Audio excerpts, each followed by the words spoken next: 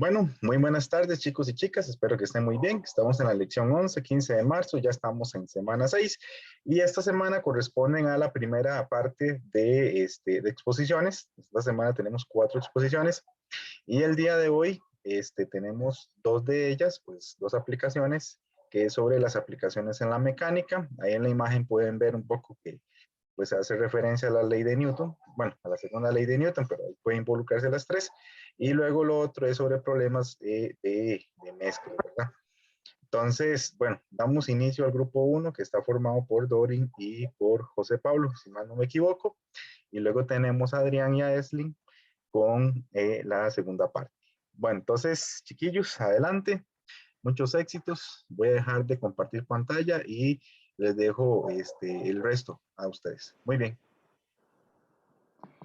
Listo, muchas gracias, profe. Voy a compartir pantalla. Perfecto.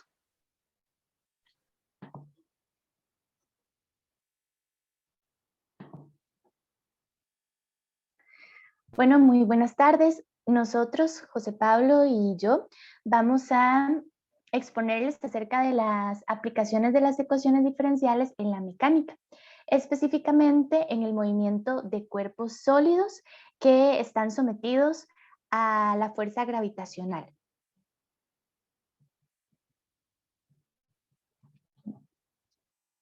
Un momento. Listo. Bueno, algunas de las leyes físicas en la ingeniería mecánica donde se aplican las ecuaciones diferenciales, algunos ejemplos, es en las leyes de Newton para la estática, la dinámica, la cinemática, en la ley de Fourier para la conducción del calor en los sólidos, en la ley de enfriamiento de Newton, en el principio de Bernoulli para fluidos en movimiento, en la ley de Fick para la difusión de sustancias con diferentes densidades y en la ley de Hooke para los sólidos deformables. Hemos querido mencionar esto en nuestra presentación, pues es la primera, ¿verdad? Entonces, a lo largo de las presentaciones que vamos a ver de los demás compañeros, vamos a ir viendo las aplicaciones de las ecuaciones en estos ejemplos, en estas situaciones donde se aplican estas leyes. Entonces, para el día de hoy nosotros le traemos la aplicación en esta primera ley que tenemos acá, que sería en las leyes de Newton para la dinámica, para el movimiento de cuerpos. Y específicamente vamos a ver el comportamiento de los objetos, como les decía, bajo la influencia de la aceleración gravitacional. Eso lo vemos en 2 casos. Cuando es un objeto en caída libre, es decir, que desde una cierta altura, desde un edificio, se lanza un objeto, entonces el objeto va en caída libre, hacia abajo. O la otra situación es en las situaciones de lanzamiento, donde se lanza un objeto hacia arriba, dándole una velocidad inicial. En ambos casos, ya sea que el objeto viene hacia abajo o ya sea que el objeto va hacia arriba, en ambos casos interviene la fuerza de fricción con el aire, la fuerza gravitacional, lo que llamamos peso, y se aplica aquí también la segunda ley de Newton, que le llamamos la suma de fuerzas, ya más adelante la vamos a ver. Entonces, estas son las 3 fuerzas que vamos a analizar, que debemos comprender como conceptos base físicos para ver la aplicación de las ecuaciones diferenciales. En estas situaciones, algunas de las soluciones que nos interesa buscar a la hora de que se describe la situación puede ser la posición instantánea en cierto tiempo t que tiene el objeto, la velocidad instantánea, o sea, la velocidad en cierto tiempo que tiene el objeto, la altura máxima que puede alcanzar el objeto, eso en el caso de cuando es lanzado hacia arriba, el tiempo necesario con cierta velocidad inicial para que el objeto llegue a esa altura máxima, igual en la situación de lanzamiento. Entonces, esto es importante tenerlo claro, pues los problemas que traten sobre esto van a consistir en buscar alguna de estas soluciones.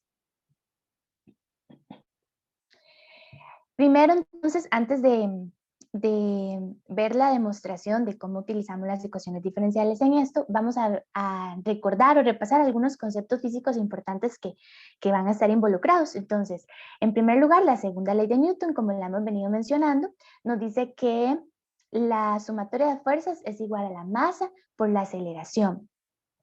Entonces, tener presente esta formulita.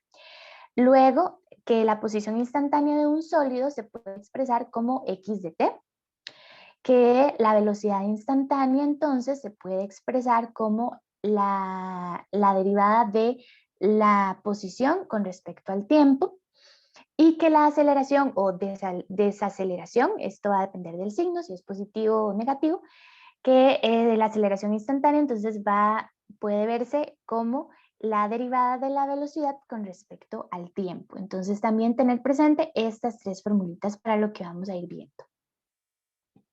Vamos entonces a iniciar por casos. Este primer caso sería cuando lanzamos un objeto hacia arriba con una velocidad inicial. Entonces aquí tenemos el diagrama.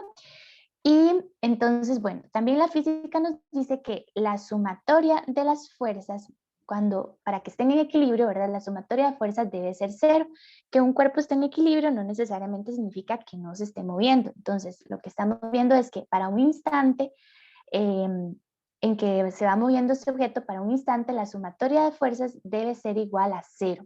Entonces, eso nos permite poder plantear que el peso, la suma de estas fuerzas, del peso, de la fuerza de fricción y de la fuerza entendida como masa por aceleración, estas tres debe ser igual a cero.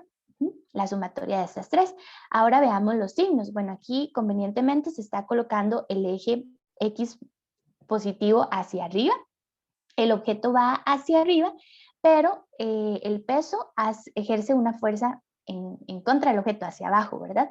La fuerza de fricción con el aire, como el objeto va hacia arriba, entonces la fuerza de fricción va a ser hacia abajo también, entonces la tenemos en negativa, tenemos el peso negativo, tenemos la fuerza de fricción negativa, y como esta fuerza es la masa por la aceleración, y cuando un objeto va hacia arriba, va desacelerando, ¿verdad? Lo tiro hacia arriba y va a ir cada vez más lento, va a ir perdiendo velocidad.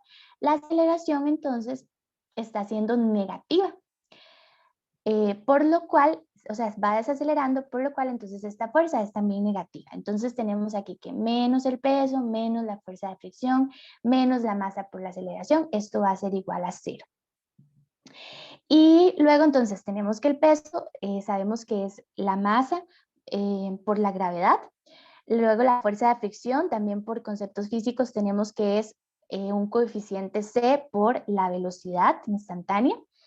Y como hemos venido mencionando, esta fuerza aquí en color rojo la entendemos como la masa por la aceleración instantánea. Pero como la aceleración instantánea es la derivada de la velocidad con respecto al tiempo, entonces lo cambiamos por masa por derivada de la velocidad con respecto al tiempo. Entonces vamos a sustituir aquí en esta formulita que montamos al inicio, vamos a sustituirla por estos otros términos.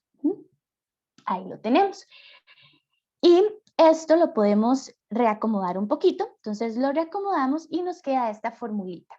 Y bueno, eso también teniendo presente una condición, y es que a la velocidad en el instante, o sea, al inicio, cuando el tiempo es igual a cero, sería la velocidad evaluada en cero, eso le vamos a llamar velocidad inicial v sub cero. Entonces eso para tenerlo en cuenta porque lo vamos a necesitar más adelante para definir esta condición inicial. Y entonces vamos a fijarnos que esta ecuación que nos quedó acá es una ecuación lineal de primer orden que responde a la forma de la derivada de una función y más a en términos de x por la función y más otra función b en términos de x.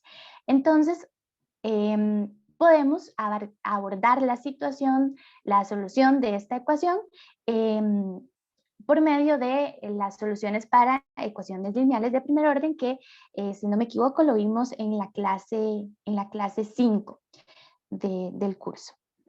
Entonces, vamos a ir paso por paso. Primero, recordamos que debemos definir cuál es el factor integrante. Entonces, en este caso, nuestro factor integrante v de x va a ser e elevado a la integral de c entre m por dt.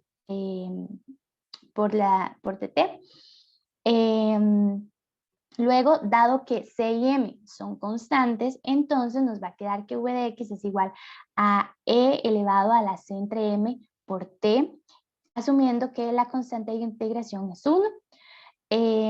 Luego, como tercer paso, vamos a multiplicar ese factor integrante que ya encontramos a ambos lados de la ecuación que teníamos. Y observamos que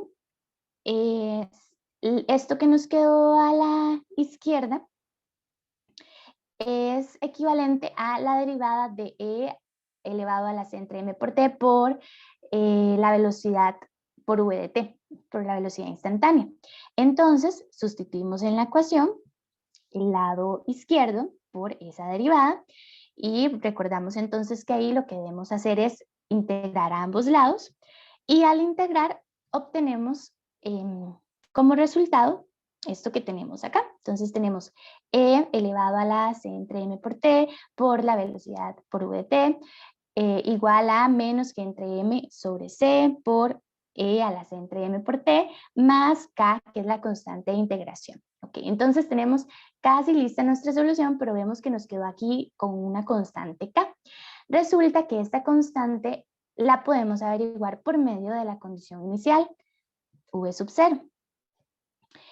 Bueno, aquí reacomodando un poquito para que quede más ordenadito y despejando la velocidad instantánea, que es lo que andamos buscando. Entonces, vamos a encontrar cuál es ese valor de K. Entonces, si en esta, me devuelvo, si en esta última ecuación que tenemos, aquí, ¿verdad? Como ya tenemos tenemos despejado la velocidad instantánea, entonces podemos utilizarla y la podemos evaluar en t igual 0. Entonces, al igualarla en t igual 0 y sabiendo que eso es v sub 0, entonces podemos despejar k y nos va a quedar k ahora en términos de v sub 0. Entonces ahora podemos sustituir esta expresión que encontramos para acá, podemos sustituirla en la ecuación que traíamos y entonces esta sería la solución final. Entonces tenemos que la velocidad instantánea va a ser igual a menos la gravedad por la masa del objeto entre la constante, esta constante recordemos que es la constante de fricción, más, todas estas son constantes, ¿verdad? Más la velocidad inicial, que debe ser conocida en el problema, más la gravedad por la masa entre la constante de fricción por E a la menos el coeficiente de fricción entre la masa por el tiempo. Entonces, por el tiempo en el que se desea encontrar esa velocidad en ese momento. Hasta acá, no sé si hay alguna duda o algún aporte de parte del profe antes de continuar con los ejemplos.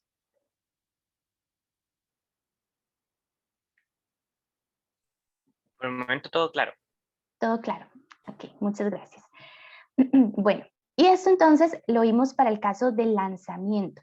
Resulta que el otro caso, que es el de caída libre, cuando el objeto va bajando hacia el suelo, si lo abordamos de la misma manera, ¿verdad? Tenemos el diagrama y partimos del hecho de que la sumatoria de fuerzas deben estar en equilibrio, por lo tanto debe ser igual a 0. Si empezamos el planteamiento desde allí, vemos que la única diferencia con respecto al caso anterior van a ser los signos, porque en este caso el objeto viene hacia abajo, por tanto la fuerza de fricción va hacia arriba.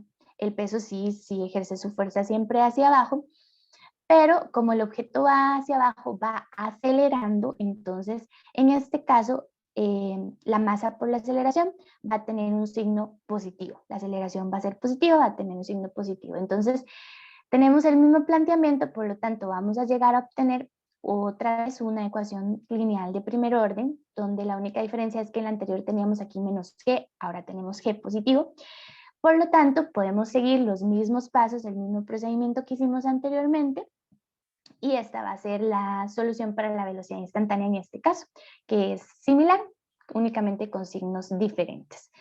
Entonces, bueno, habiendo visto estos dos ejemplos, estos dos casos, perdón, la demostración de cómo utilizamos las ecuaciones diferenciales, en estos casos, entonces vamos a mostrar un problema, un ejemplo concreto para que nos quede más claro.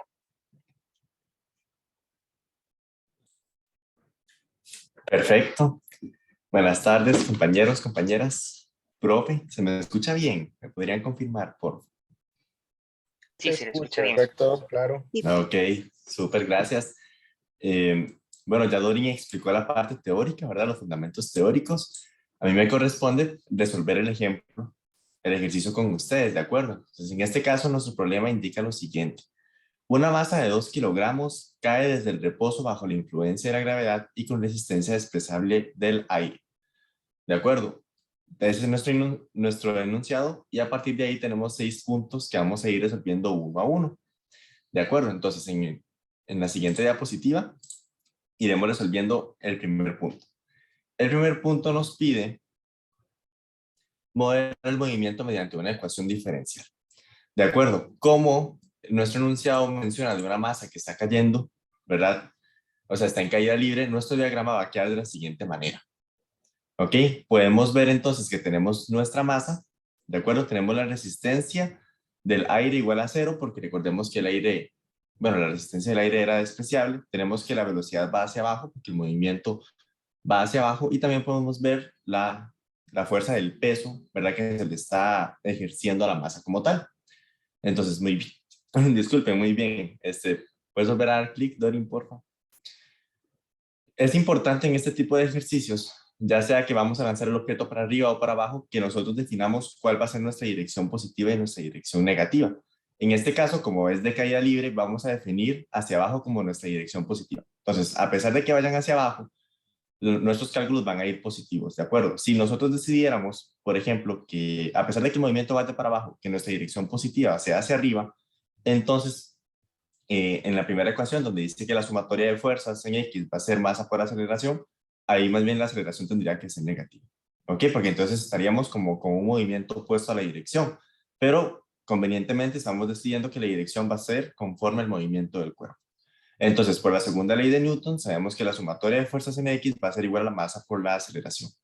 Como la única fuerza que está ejerciendo sobre el objeto, en este caso es el peso, entonces nuestra ecuación queda como peso igual a masa por aceleración. Sabemos también que la forma de calcular el peso es por medio de la masa por la gravedad. Entonces nos queda masa por gravedad igual a masa por aceleración. Puedo dividir la masa a ambos lados y me queda entonces que la gravedad va a ser igual a la aceleración. Recordamos también, como mencionó Dorin, que la aceleración es la derivada de la velocidad respecto al tiempo. Entonces nos queda al final que la gravedad es igual a v' de t. ¿De acuerdo? Entonces de esta forma obtenemos un problema con valor inicial. Dorin, no sé si puedes darle clic otra vez, por favor. Que en este caso sería que v' de t va a ser igual a g, que es la gravedad, y nuestro valor inicial va a ser que v de 0 va a ser igual a 0. Esto es porque el ejercicio nos menciona que va a partir del reposo. Es decir, la velocidad a los 0 segundos es de 0 metros sobre segundos. ¿De acuerdo? Entonces esta sería ya nuestra ecuación diferencial. Vamos con el punto 2. Determinar la velocidad de la masa en cualquier instante con t mayor o igual que 0. Entonces ya sabemos que v' de t es igual a la gravedad. Sabemos entonces que v' también se puede representar como el diferencial de la velocidad entre el diferencial del tiempo, ¿verdad? Igualado a la gravedad. Y podemos multiplicar el diferencial del tiempo a ambos lados, ¿verdad? Abusando mucho del lenguaje. Y procedemos a integrar. Una vez que integramos a ambos lados, nos va a quedar que la velocidad respecto al tiempo va a ser igual a la gravedad por el tiempo más la constante de integración. Sabemos que la constante de integración solemos despejarla con el valor inicial. Entonces, en este caso, v de 0, que es igual a 0, sustituimos t por 0 y nos va a quedar entonces que la gravedad por 0 es más la constante es igual a 0. Entonces, la constante tiene un valor de 0. ¿De acuerdo? Entonces, la ecuación que nos permite determinar la velocidad en cualquier instante t va a ser v de t igual a 9,8 por t. Recordemos que 9,8 es el valor que solemos trabajar para la gravedad. Y así resolveríamos el punto 2. Para el punto 3, nos piden calcular la velocidad después de 5 segundos. Este en realidad es un paso bastante sencillo porque nos pide nada más la velocidad. Entonces evaluamos en la fórmula de la velocidad v de 5. Entonces v de 5 sería 9,8 por 5, que eso nos da 49 metros sobre segundos. Por lo que después de 5 segundos la masa va a tener una velocidad de 49 metros sobre segundos. En el punto 4 es al contrario, más bien nos están pidiendo encontrar el tiempo una vez que la velocidad alcance los 100 metros entre segundos. Entonces, más bien lo que tenemos que hacer es cambiar v de t por 100. ¿Ok? Entonces, muy bien, ahora sí. lo que tendríamos es que 100 es igual a 9,8 por t, divido 9,8 a ambos lados y me quedaría entonces que el tiempo sería 10,2 segundos. Entonces podemos concluir que para alcanzar una velocidad de 100 metros en 3 segundos, pues tendría que transcurrir un tiempo de 10,2 segundos. Okay, en este caso, me pareció al punto anterior, solo que nos dieron diferentes datos, ¿verdad? Para el punto 5, tenemos que determinar la distancia recorrida por la masa durante los primeros 3 segundos. Esto es un clásico en este tipo de ejercicios, porque lo primero que nos hacen es encontrar la ecuación diferencial, después nos van a pedir la ecuación de la velocidad y ahora nos van a pedir la ecuación de la distancia. Esto es por la relación que hay entre cada una de las fórmulas, ¿verdad? Que una es la derivada de la otra, o una es la integral de la otra, como prefieran verlo. Entonces es un clásico que en cada uno de los ejercicios nos estén pidiendo esos pasos en ese orden, ¿verdad? La ecuación diferencial, luego la velocidad y luego la distancia. Entonces vamos a partir de que la velocidad efectivamente es la derivada de la distancia relacionada con el tiempo. Ok, entonces hay que saber nada más que v de t va a ser igual al diferencial de la distancia entre el diferencial del tiempo. Y de ahí entonces vamos a utilizar la fórmula que encontramos para la velocidad. La velocidad era 9,8 por t, pero la velocidad es el diferencial de x de t entre dt, ¿de acuerdo? Entonces multiplico dt a ambos lados, usando el lenguaje, e integro ambos extremos de la igualdad. ¿De acuerdo? Resuelvo la integral y me queda que x de t es igual a 9,8 por t al cuadrado entre 2 más la constante de integración. Una vez más voy a tener que utilizar un valor inicial para poder encontrar esa constante. Como el cuerpo parte del reposo, yo sé entonces que la posición o la distancia que ha recorrido a los 0 segundos, pues va a ser 0, ¿de acuerdo? Porque se podría decir que no ha empezado a caer, entonces no ha recorrido ninguna distancia.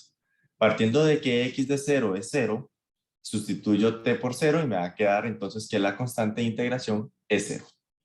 ¿Ok? Y de esta manera entonces yo logro encontrar la ecuación que me permite determinar la distancia recorrida por el cuerpo.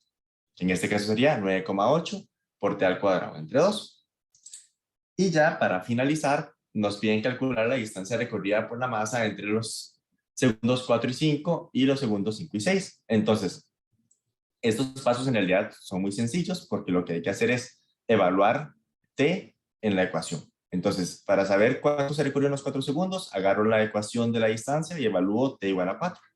¿De acuerdo? Entonces sería x de 4 y eso me va a dar 78,4. Disculpe. T igual a 5, entonces x de 5 va a ser 122,5 y por último t igual a 6 me va a quedar 176,4 metros, ¿verdad? Pero esta no es la distancia recorrida entre los segundos, esa es la distancia que se recorrió en cada segundo por aparte.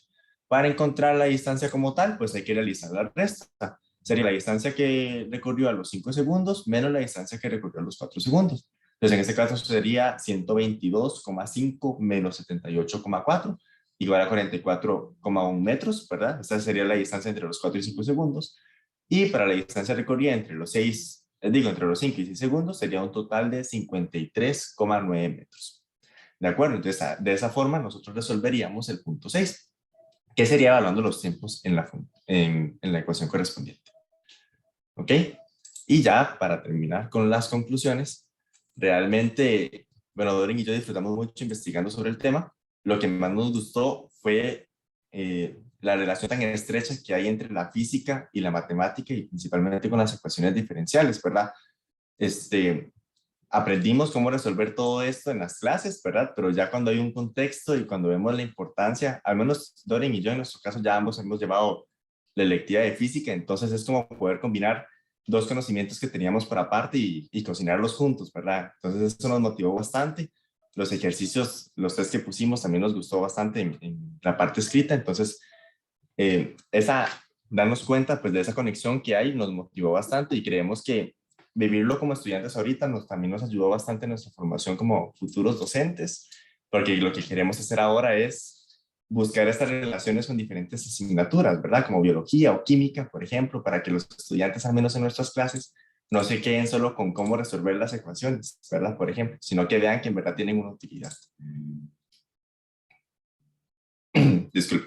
Entonces, esa sería de parte de nosotros. Si hay alguna consulta, algún comentario, aquí estamos para servirles. Bueno, chicos y chicas, en realidad está muy bien, muy sintetizado, bien explicado. Creo que tienen buen dominio y seguridad sobre la exposición y la verdad creo que han tocado los puntos medulares de lo que es las aplicaciones de las ecuaciones diferenciales en lo que es la mecánica, al menos para resolver la ecuación lineal de primer orden que tienen aquí presente. Entonces, de mi parte, estoy satisfecho, muy contento por la exposición y la convicción de los dos. Y de verdad, pues, no tengo dudas. Están casi que listos. Y bueno, muy contento por saber que encuentran este vínculo tanto de física como de matemática en este curso, ¿verdad? Entonces, felicitarlos de mi parte y muy satisfecho, ¿verdad? Con la presentación que han dado al respecto. No sé, alguno de los chiquillos, si tiene alguna observación. Si no, pues procedemos con el siguiente grupo. Nada más ahí, pues, me están comentando. Vamos a ver si hay algo en los comentarios. Bueno, ahí Cristian les manda un aplauso. No sé, ahí vamos a dar un Bien. chancecito. Ajá, dime, Fabián. Esa es una pregunta pero como para usted. Sí, claro, claro. ¿Verdad que es como más común, por decirlo de alguna forma, encontrar los ejercicios en donde se desprecia la resistencia del aire, ¿verdad? Sí, Porque sé que a veces es importante ponerlo porque esto es más como anécdota, tanto en física como en matemáticas, sí se puede ver lo que es lo de la parte de la resistencia y todo, pero para hacer modelos como más ideales sí se hace el desprecio de esa resistencia porque si no,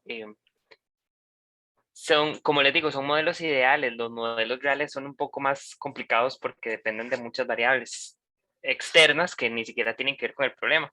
Entonces, sí es como que a veces cuesta un poco como que exista un ejercicio que tenga resistencia o que le expliquen acerca de la resistencia. De hecho, en física, cuando uno llega a la parte de fuerzas, es decir, de que los ejercicios que uno ve, por lo menos en los primeros ejercicios, en los primeros cursos como de ingeniería y así, le explica a uno que es más sencillo despreciar la resistencia, pero que se entienda el trasfondo detrás del problema y creo que los compañeros lo expusieron muy, muy, muy bien.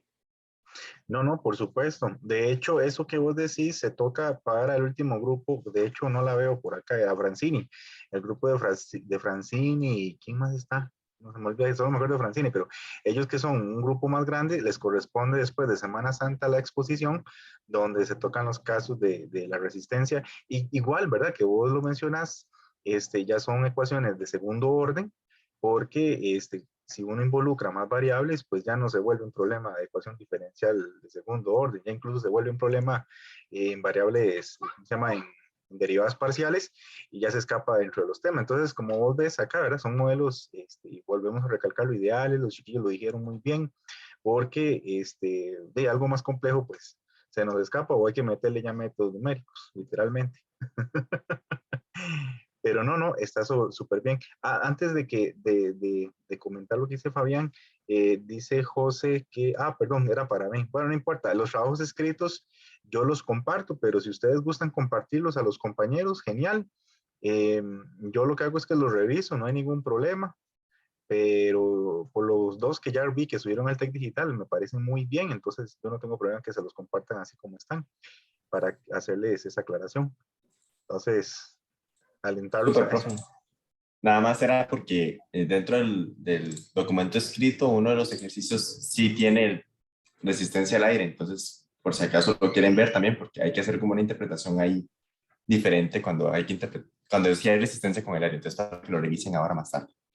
Bueno, perfecto, qué dicha, qué dicha. Bueno, entonces genial, genial en ese sentido y más bien muchas gracias por la contemplación. Bueno, muy bien, entonces chiquillos, y muchas gracias a Fabián por el comentario. Y entonces damos paso, chiquillos, al segundo grupo, que está conformado por Adrián y por Eslin. Ustedes me dicen, chiquillos, pueden compartir pantalla.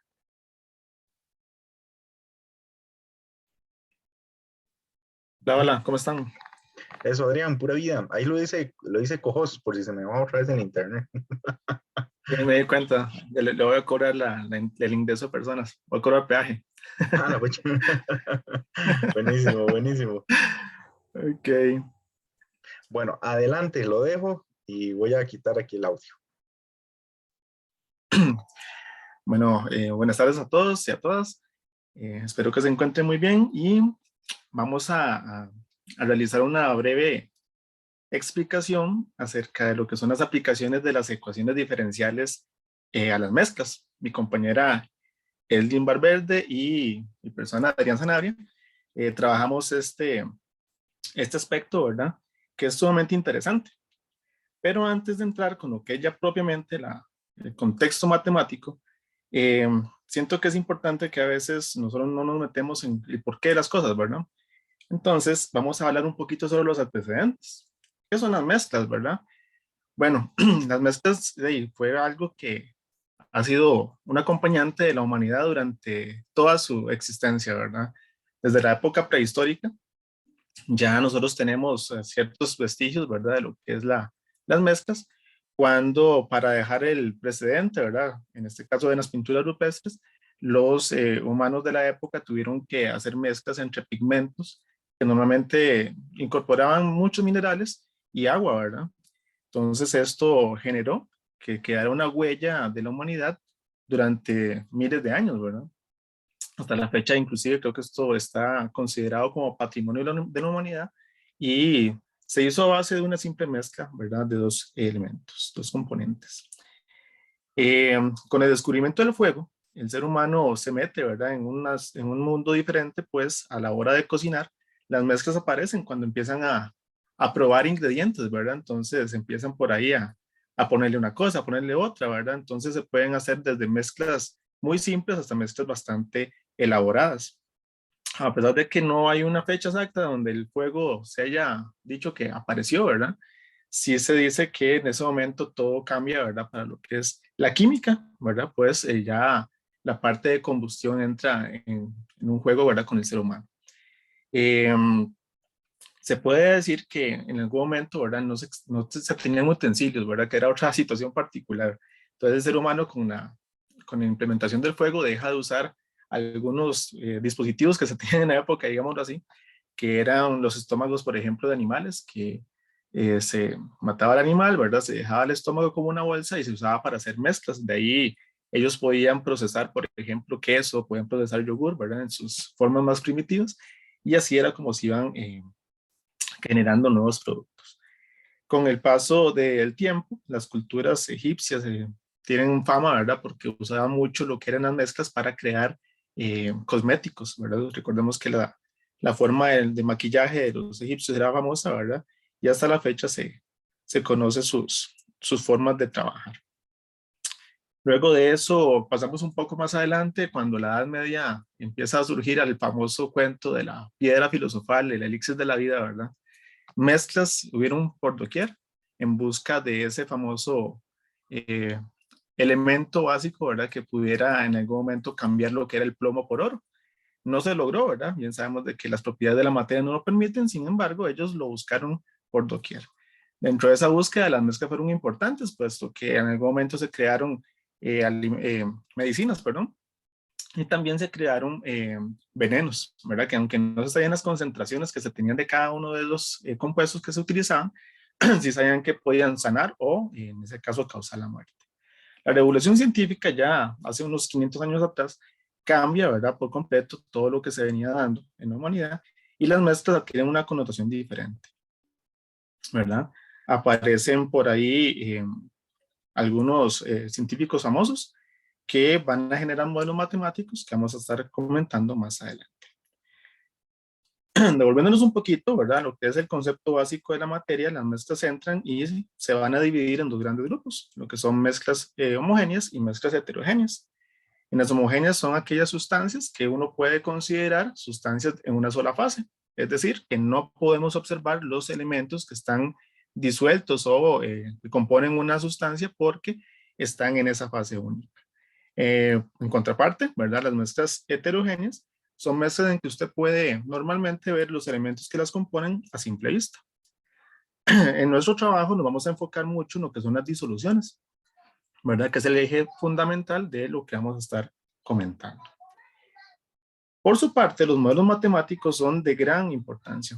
lo comentaron los compañeros del grupo anterior, ¿verdad? Que esa forma de modelar permite explicar fenómenos físicos, en este caso nuestro, fenómenos químicos, ¿verdad? Que aunque ya en cierto punto, de los niveles avanzados, ya la física, la química y la matemática casi que se vuelven una, bueno, en estos momentos vamos a estar jugando mucho con eso. Con la aparición del cálculo por parte de Leibniz y de Newton, esto viene a promover, ¿verdad? Que se vengan generando nuevas formas de expresar, ¿verdad? Lo que eran situaciones de la vida real en forma matemática. Y en algún momento, Antoine Lavoisier genera lo que es la ley de la conservación de la materia. Esta ley de la conservación de la materia nos permite definir cómo es que la materia se comporta, ya sea en la vida cotidiana o en la generación de mezclas, ¿verdad? Como las que se conocen hasta la fecha. A partir de ese principio es que se genera un modelo matemático y ese modelo matemático es el que mi compañera Edwin les va a explicar a continuación. Ok, bueno, los problemas de las mezclas se dividen en 3 etapas. La primera etapa es cuando entra un compuesto y a un recipiente, perdón, que tiene otro compuesto. La segunda etapa es cuando se hace la distribución uniforme entre las dos mezclas y entonces en cualquier lugar que se tome habría igual cantidad de sustancia. Y por último, la tercera etapa consiste en la salida de la mezcla del recipiente. Es importante mencionar que las etapas anteriores no siempre ocurren de forma lineal. Ok, vamos a presentar una propuesta para obtener la cantidad de soluto en función del tiempo. Ok, este es como un ejercicio general. Entonces, vamos a considerar un tanque que contiene V sub 0 galones de solución salina que contiene A libras de sal. Otra solución salina que contiene B libras de sal por galón. Se vierte en el tanque a una tasa E, que sería galones por minuto, mientras que simultáneamente la solución bien mezclada sale del tanque a una tasa de F galones por minuto con F distinto de E. Ahora, ¿puedes pasar, porfa? Gracias. En este tipo de problemas, en cualquier instante T, se puede determinar lo que es la cantidad de sal que hay en el tanque, eso en libras, que sería el Q de T, el volumen de la solución salina que hay en el tanque, de igual forma, ¿verdad? En galones, y sería V de T, y la concentración de sal que hay, que tiene el tanque, perdón, en libras por galones, que sería C de T. Pasa, por favor. Además, bueno, se define la razón con la que cambia la cantidad de sal en el tanque con respecto al tiempo, como la derivada de Q con respecto a T en libras por minuto. Perdón. Por otra parte, se tiene que, bueno, la rapidez neta con la que cambia la cantidad de sal que hay en el tanque es la derivada de Q con respecto a T, y eso sería R1 menos R2, donde R1 es la rapidez con la que la solución se agrega al tanque, y eso lo estaría dada por B por E, que donde B es la solución salina, y es la tasa con la cual la mezcla se vierte en el tanque, eso de libras por minuto. Después, R sub 2 es la rapidez con la que la solución, luego de que se mezcla, sale del tanque, y esa estaría dada, ¿verdad? Por C por F, libras por minuto, donde C sería la concentración de sal que contiene el tanque, y F es la tasa con la que la solución ya mezclada sale del tanque. Entonces, se tiene que la derivada de Q con respecto a T sería, habíamos visto que era R sub 1 menos R sub 2, entonces sería B por E menos C por F. Ahora, en el cambio en el volumen, que sería la derivada de VT, en cualquier instante T está determinado por la derivada de V con respecto a T, ¿verdad? Y sería E menos F. Como E menos F es una constante, entonces se puede resolver la ecuación anterior por separación de variables, que nos quedaría la derivada de V igual a E menos F de T. Y en ese caso, ya podríamos, se me fue el nombre. integrar, pues ya podemos integrar ambos lados de la ecuación y ya cuando se resuelve nos quedaría que V va a ser igual a ET menos F de T más una constante K. Ahora, profe, regálame un momento. Ok, perdón. Ahora se conoce que V de 0, perdón, es igual a V sub 0 y eso se sustituye en la ecuación anterior y se obtiene entonces que V sub 0 va a ser igual a, ¿verdad? A E menos F de 0 más la constante, pero que a fin de cuentas eso nos va a quedar como V sub 0 va a ser igual a la constante K. Perdón, profe, regáleme un momento. Ok, no hay problema.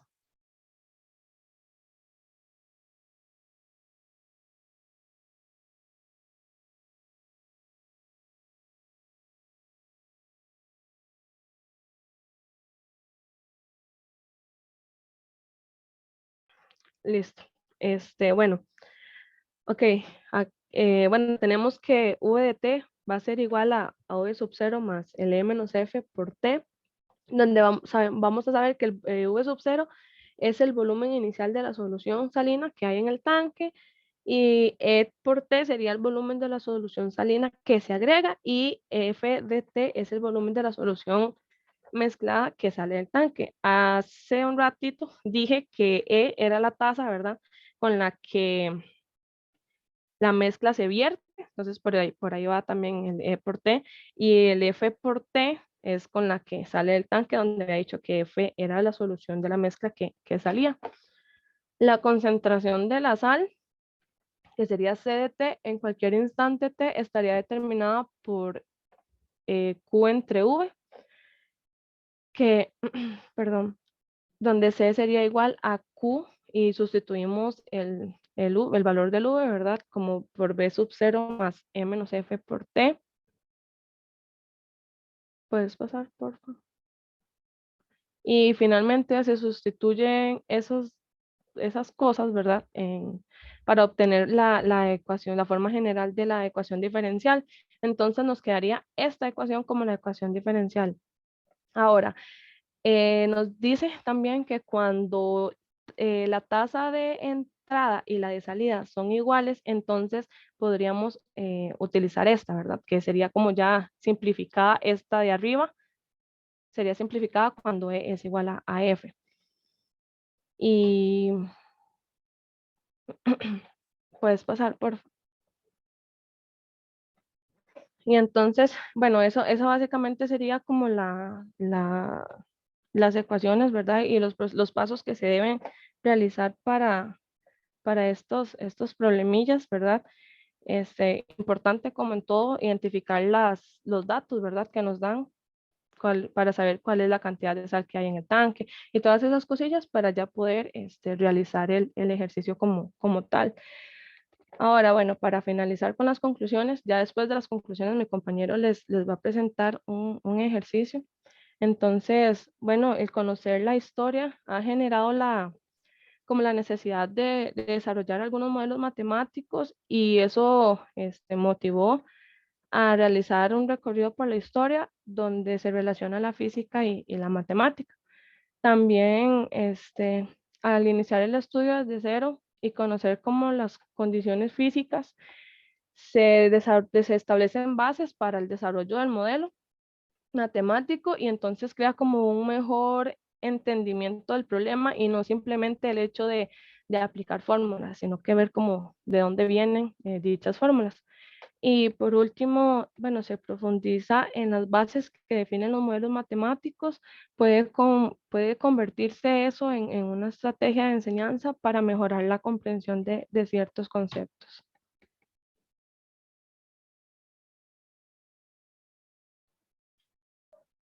Ahora mi compañero les va a realizar el ejemplo. Ok.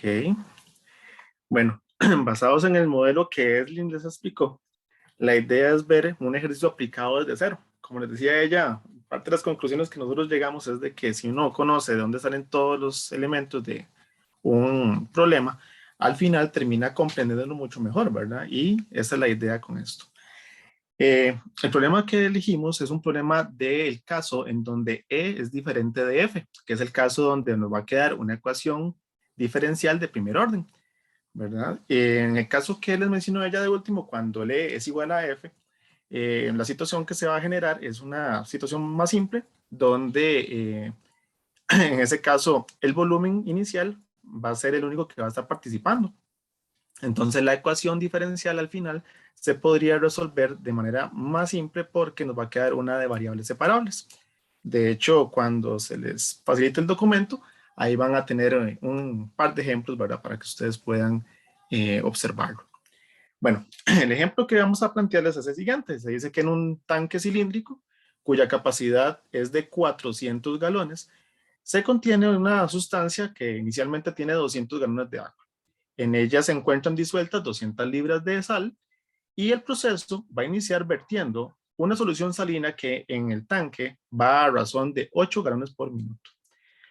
La concentración que lleva esa solución salina va a ser de 2 libras por galón y la solución va a salir bien mezclada, que es muy importante en esos tipos de problemas de mezcla, que la uniformidad que se va a tener es especial, ¿verdad? Y va a salir bien mezclada a 6 galones por minuto. La idea con este problema es llegar a determinar más bien la cantidad de sal contenida en el tanque al alcanzar su capacidad máxima y la concentración de sal al momento del llenado. Aquí los problemas normalmente son para que uno encuentre la ecuación general, ¿verdad? Pero la ecuación general es parte del mismo. Entonces, al final termina siendo de ganancia, ¿verdad? Cuando uno va desarrollando el problema. Como ustedes pueden ver ahí en el diagrama, tenemos en la parte superior un tubo que está vertiendo la sustancia, que como se les mencionó, lleva una concentración de 2 libras por galón y tiene una tasa de ingreso de 8 galones por minuto. El volumen inicial, ¿verdad?, de la solución, en este caso es de 200 galones y la concentración de soluto inicial es de 200 libras. Eso es lo que está, digamos, en esa mezcla, ¿verdad?, que está ya en el recipiente.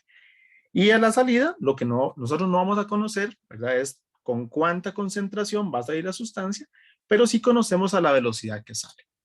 Como ustedes pueden observar ahí, la velocidad, ¿verdad?, en este caso la tasa de entrada del líquido es de 8 galones, en cambio la de salida es de 6 galones. Entonces eso lo que va a significar en el problema es de que el tanque va a estar llenándose, ¿verdad? Si eso fuese inverso, por ejemplo, entonces lo que uno va a tener es un vaciado de tanque, ¿verdad? Son aspectos que a veces parecen muy obvios, pero que a veces se le pueden escapar a uno, ¿verdad? Entonces, bueno, recordarlos. Bueno, al igual que como lo mencionó la compañera, iniciamos definiendo las variables que van a participar, que son las que van a quedar en función del tiempo, como lo son la cantidad de soluto que va a estar presente en el tanque, que es Q de T. También tenemos el volumen, que va a estar en función del tiempo, y la concentración, ¿verdad? Inicialmente vamos a definir que la razón de cambio entre la cantidad de sal que está en el tanque con respecto al tiempo va a quedar determinada como la derivada de Q con respecto a T, que es igual a R1 menos R2. Como lo mencionó Eslin anteriormente, R1 se define como la concentración de ingreso por la tasa de ingreso. En este caso teníamos que era 2, ¿verdad?, la concentración, y 8 la tasa de ingreso, por lo tanto, el R1 nos va a dar 16 libras por minuto. Para R2 se tiene que, R2 es igual a la concentración, como lo vimos en el diagrama, y eso va multiplicado por la tasa de salida. En este caso, como no conocemos la concentración C, se mantiene como una variable, y en este caso tenemos que 6 era la tasa, y nos queda 6C como R2. Eso también en libras por minuto. De esto vamos a obtener la primera ecuación, que va a ser que la derivada del soluto, de la cantidad de soluto con respecto al tiempo, es igual a 16 menos 6C. Partiendo de este hecho, podemos calcular también lo que es el volumen que se tiene en el cambio en el volumen, ¿verdad?, que se va a tener dentro del tanque. En este momento, entonces, tenemos que el volumen va a estar definido por las tasas de entrada y de salida. Por eso observamos ahí que E menos F nos va a dar ese cambio en el volumen. Como las tasas de salida, de entrada y de salida eran 8 y 6, eso nos va a dar un resultado de 2. Como eso es una constante, como lo mencionó Eslin, ustedes pueden llegar y aplicar directamente una integración, ¿verdad? Por el método, una solución por método de variables separables, e integramos esa expresión que dice que la integral del dv es igual a 2 por la integral del dt, y eso nos va a dar una primera solución que va a ser que v es igual a 2t más k. Como recordamos en el ejercicio, nos decían que en el tanque lo que existía inicialmente eran 200 galones de la solución, y por lo tanto en el tiempo sub 0 vamos a tener que v sub 0 es igual a 200 galones. De ahí entonces podemos sustituir en la ecuación de v es igual a 2t más k, y eso nos va a indicar de que k va a valer 200 galones. Por lo tanto, el volumen va a ser igual a 200 más 2t. Observen que eso tiene sentido porque en este caso el volumen del tanque va a ir aumentando. Entonces la expresión nos está dando de una forma que tiene lógica con respecto a la situación del tanque con respecto a la vida real. Luego definimos lo que es la concentración. La concentración finalmente es como un tipo de densidad y eso está definido por masa entre volumen.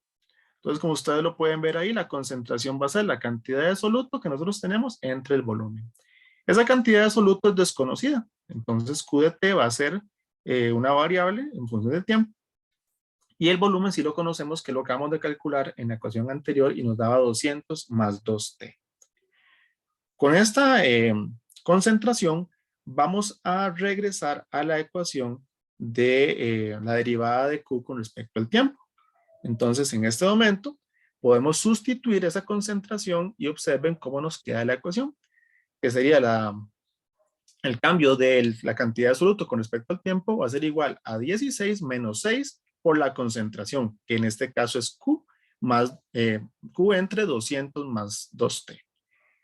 Eso lo podemos pasar a sumar al lado de la izquierda, y observen que lo que se nos está formando, si nosotros hacemos el cambio de las expresiones de Q entre T por el Q', que es la expresión tradicional para ese tipo de ecuaciones, podemos observar que se nos formó una ecuación lineal de primer orden.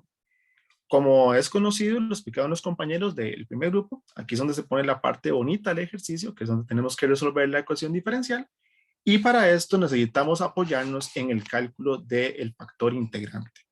Entonces se puede observar de que V, que es el factor integrante, va a ser igual a E elevado a 6 por, a 6 por la integral, perdón, de dt entre 200 más 2t.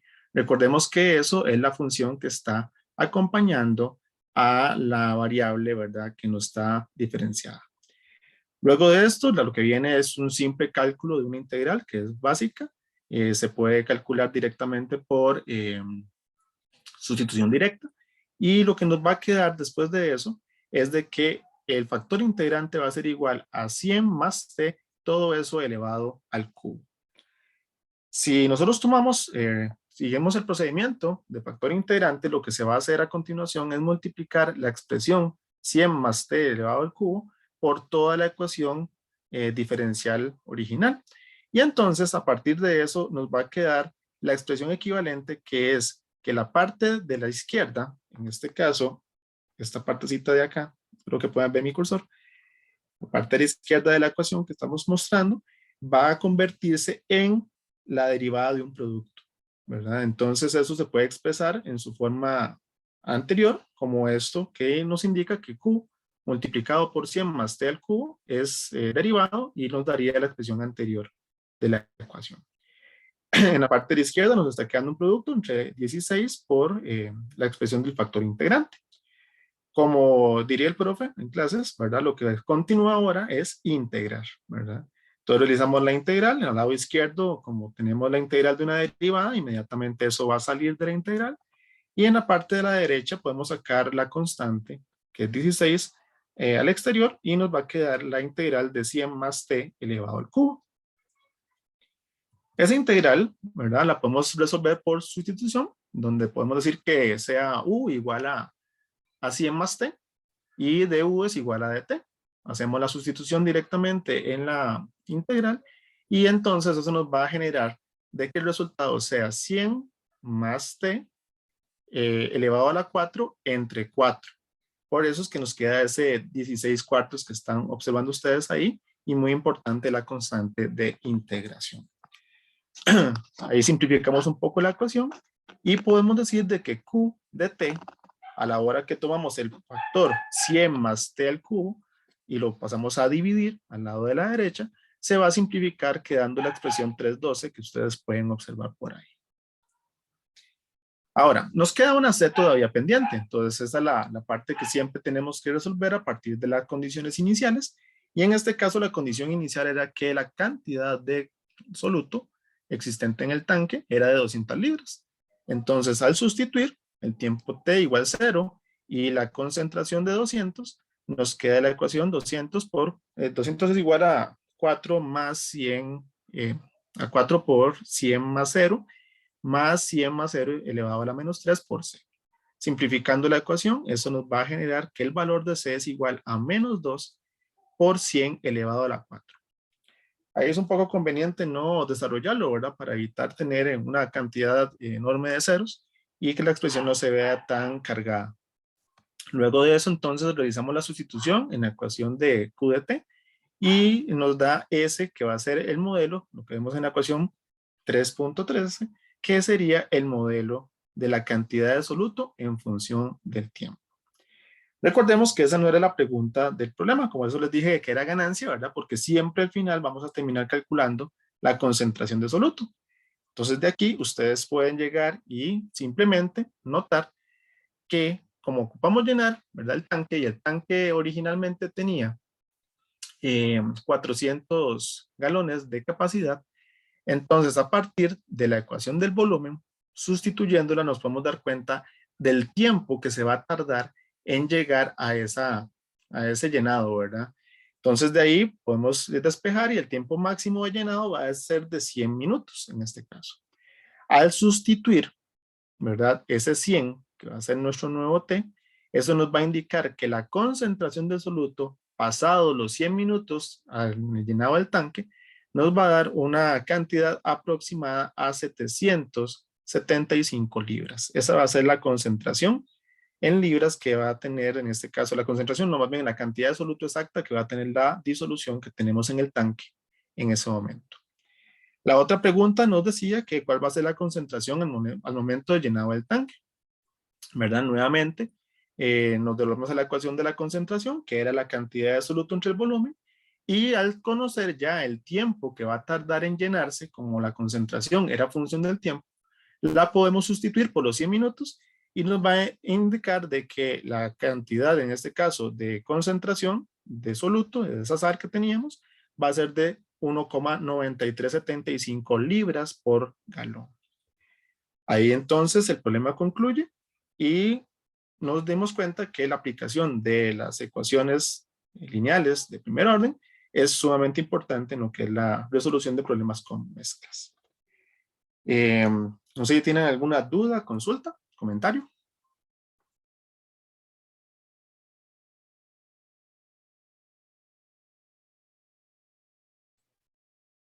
Por mí, todo súper bien. Me pareció súper bueno el ejercicio. Sí, de verdad, complementando lo que dice Fabián, está muy completo, desarrolló los casos que siempre aparecen en este tipo de problemas, sobre todo la concentración de la sal, ¿verdad? Bueno, aquí lo único es que usaron libras, pero, o sea, el punto es también que en otros problemas se utiliza otro tipo de unidades también, o no se usan galones, a veces se hablan de litros, ¿verdad?